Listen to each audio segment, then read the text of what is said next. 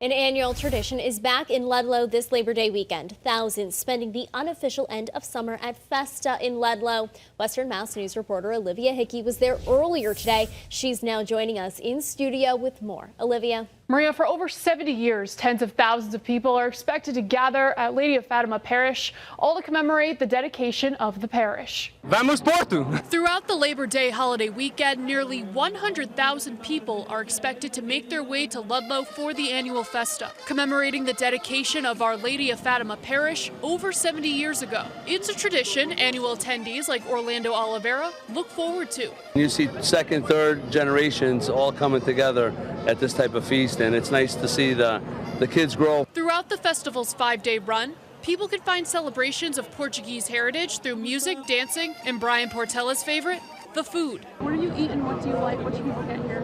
Oh, yeah, the natas. I mean, pastels de natas. You can't go wrong with these. Joey Bates. Yeah, these desserts from Portugal. I mean, they're amazing. The real highlight of the festival was faith. The merriment and music muted Sunday evening for a time of reflection and prayer. Family of God.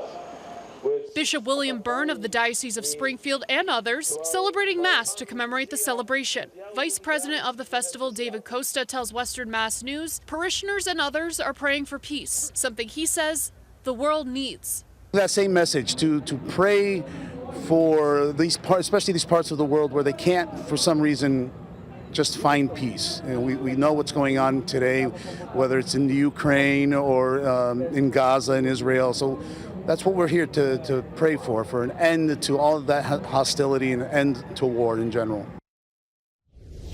After Mass, thousands participated in a candlelit procession throughout the parish's neighborhood. If you missed out on today's festivities, you still have one more chance to enjoy Festa. The annual event wraps up tomorrow. Reporting live in the studio for Western Mass News, I'm Olivia Hickey.